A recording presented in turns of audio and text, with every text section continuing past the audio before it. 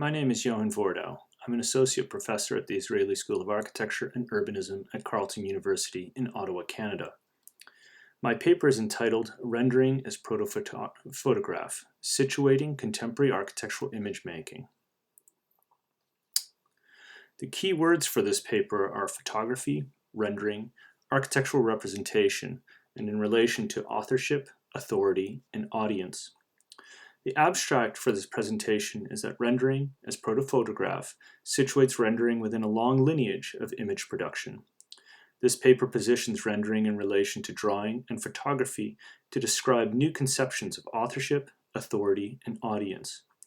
It argues that the present homogeneity of the image and its singular focus towards commodity reduces the agency of the architect and the image.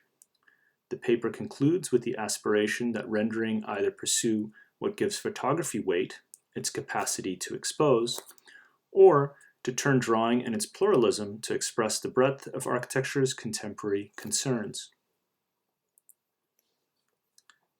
I was first confronted with the proto-photograph in 2005 when I saw Ali Rahim's proposal for the Reebok store in Shanghai.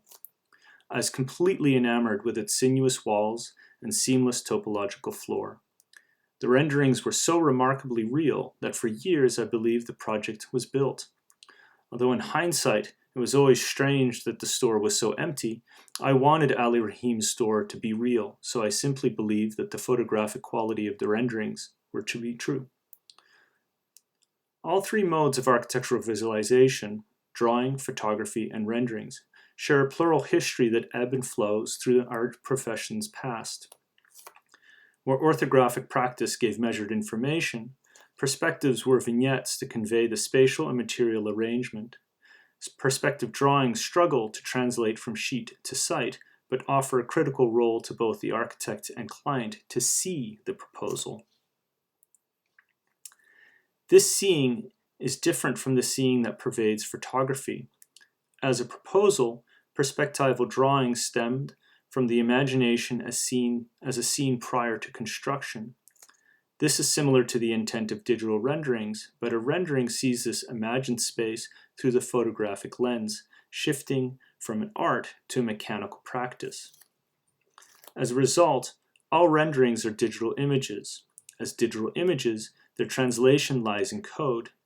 It is a 21st century technique mediated through a 19th century lens. As a speculative image, a proto-photograph conveys a real that is not yet constructed. As an expression of practice, it homogenizes the digital image towards commodity.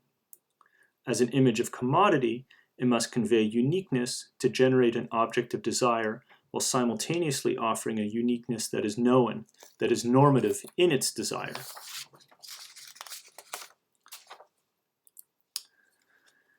So I now move to the first theme of the presentation, which is that of authorship.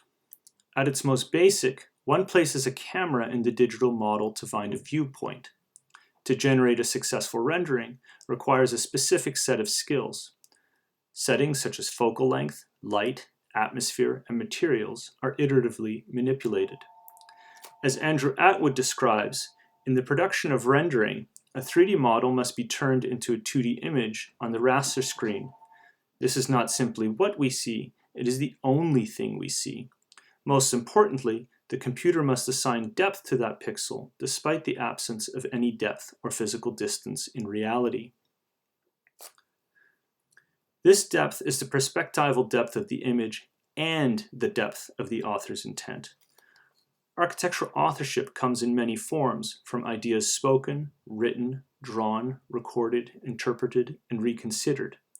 This cycle contains a number of overlapping medias. The visual translation from drawing to photography has resulted in a series of critical implications.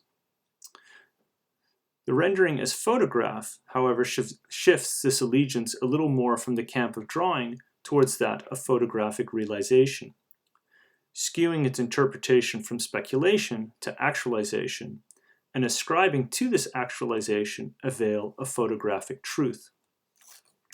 If I quickly examine some simple distinctions between drawing and renderings, one might be that while one can stop a drawing at any point, a rendering as a procedure can only be initiated. As a result, the usable range of drawing stretches from a single line to a meticulously shaded picture. If a photograph is unprocessed, however, it serves little purpose. Agency can be retained if a rendering is post-processed, but this undermines the photographic procedure. Renderings, like photographs, cease to have veracity if added information is discontinuous or if this added information undermines its seamless representation. Additionally, renderings as proto-photographs are rarely abstracted or sketched. When an architect decides on rendering their work, they must reify their ideas to prepare for and facilitate the photographic lens. Architects may lose continuity by virtually photographing an idea when those ideas may still be ambiguous and nascent. To move on, what is significant to authorship is the intent behind the content, not simply technique. The scrutiny and resistance to the context in which an image is situated. As Swati Chattopadhyay writes, buildings can be seen to represent an idea or ideology. In this approach to the problem of representation, the building or urban ensemble is seen as an emblem or a symbol of a dominant set of social relations, even if imperfectly realized in practice. Underlying such analysis is the assumption that only some people and institutions have the language, resources, and authority to make themselves or their ideas manifest in public. In other words, not everyone wields the power of representation. As a result, not everyone is equally represented. Intent is an ethic of the profession towards the wider public. It is the recognition that architecture has deeper implications within the existing social matrix. Photographs offer compelling insight to this social matrix and its inequities by exposing the margins as they relate to a continually shifting social center. Therefore, renderings, in ignoring these margins, claim veracity of a non-existent world. They do not expose structural failings, they reinforce them. The question of authorship is therefore not only who made the image, as much as who is represented, responsible for its content, and the reason for its dissemination. The second theme of the talk is that of authority. So in Susan Sontag's book on photography, Sontag states that photographs appropriate and that they relate not only to knowledge, but to power. She continues that photographs form miniature realities that a viewer acquires only through seeing. Sontag critiques this condition by stating that the photograph is paradoxical to understanding. A photograph implies seeing the world how the camera records it. However, understanding develops by not accepting the world simply by how it looks. If this is true for photographs, it is doubly true for the digital renderings. If we only see renderings, it imposes the act of looking as the only road to architectural understanding. This either places an undue burden on the proto-photograph or shortchanges a more pluralistic way of knowing. Where a photograph is enduringly linked to its context, a digital rendering is not as strongly tied to time and most certainly not to its place of production. Furthermore, the authority of the digital image has a shelf life, one that is increasingly shortening. As digital images, renderings are easily produced, transported, and consumed. With so many images, how might one visually describe the contemporary condition more successfully than the images that it follows or precedes? In his introduction to Designing for a Digital World, Neil Leach extends the idea of seeing the world photographically to our present digital condition. Leach states that we not only have the digital realm mimicking the analog world, but the analog world is mediated through the digital world that is mimicking it. This doubling further dislocates architectural representation. At the start of the digital turn, the virtual space of the computer was a parallel universe very different from our own. Today, this virtual space is increasingly simulating a real world almost as successfully as the real world itself. This evolution changed the digital rendering from avant-garde image of speculation to a proto-photograph of the real. But what does the proto-photograph convey? As Sarah Chaplin states, sight is not only a social fact, but a culturally situated social fact occurring at a specific juncture in time and space. This juncture is inundated with photographic images. At issue is that renderings rarely capture culturally situated social facts. These facts are wickedly difficult to simulate and often too real to include. This is where renderings transform from photograph to digital image. Renderings are poor and unwilling to express the full breadth of life, inclusive of its margins. Renderings, therefore, are at a crux if they want to maintain any authority either to their author or to the complex ground in which they operate.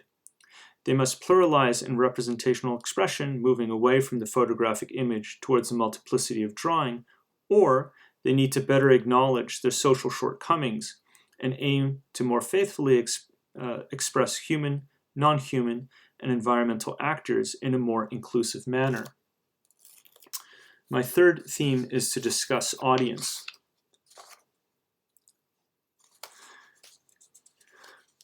The media appetite for the consumption of architectural images is enormous. The computer is capable of quenching that insatiable want, but how the audience ascribes value when images flow so freely requires architects to better frame the purpose of their images, to give them a multiplicity of uses beyond merely showing the good life. An audience confers authority and values authorship, but it is here, in the normative conception of renderings, that architectural representation slips from the proverbial drawing board and into the market. Like my own experience in the Reebok store, I wanted the image to be real. I chose to accept the deception of the render. This is a critical difference with photographs. In photography, the audience may be shocked and reluctant, but they ultimately accept the image or actively interrogate to find fault with why the photograph might not be telling the full picture. With renders, this participation is a longing for the real, the anticipation of its actualization. Proto-photographs are comparable to David Hickey's playful description of the fake real. If the photograph conflates the real as true, then the rendering conflates the fake as real, as true. This desire is what makes renderings not simply an architectural representation, but a commodity. Architectural visualization has strengthened a shift from architect as author to architect as producer. It continues the ever-present relationship of architecture from culture towards commerce. This commercial frame limits the socially situated practice of building. John Berger writes, "Publicity is, in essence, nostalgic. It has to sell the past to the future." Berger continues that the image would lack both confidence and credibility if it used a strictly contemporary language. It is this contemporary language, however, that offers opportunity to confront our most pressing social and environmental concerns. In this respect, drawings, photography, and renderings bear similarities. What is different, however, is that rendering represents this commodity in such a homogenized manner. Renderings rarely aim to expose the underbelly of society or consider the mundane as a new subject of artistic consideration. Instead, the render sells. So in conclusion, what makes architecture powerful is how it synthesizes environmental, economic, and social forces in material form to capture the intent of a society and simultaneously expressing both a need and, at architecture's best, a desire. This authorship is what defines the profession. The images we make come as a result of that intellectual labor. The computer holds many critical opportunities for the profession, but these opportunities must be critically appraised. If one thing can be considered from the history of art, it is the image, as much as any document, charts our collective progress through time. If one thing must be retained in architecture, it is that images remain situated to stake a position for the continued relevancy of the profession as we communicate to the broader world. Therefore, if we're going to appropriate a process such as photography to define the technical means by which we develop our visual work, we should at least retain the central characteristics of what gives photography authority. This is the ability to capture a moment of the real in its veracity. It is to understand its technical history of bringing light to an image, but also to bring light to the situation that brought that image to life. So what is our defense of renderings? Moving forward, we must interrogate not only the content of the image, but the technical and institutional structures that generate the image itself. We have fought and thought hard over the architectural line. We can start by subjecting renderings to the same level of critique. We must ably situate the architectural rendering as a unique visual mode, understanding that a digital image is a unique technological process that is specific to its conception, and that the content of the proto-photograph is specific to a particular space and time. The rendering is not innocent. It must come into its own, built off the foundation of drawings and photographs that precede it to live in the present. By remaining in the present, it eschews the need for the novel, but aims to capture the intractable concerns that make architecture so urgent and relevant in acknowledging the purpose of our profession and recording the history of its critical decisions. Thank you.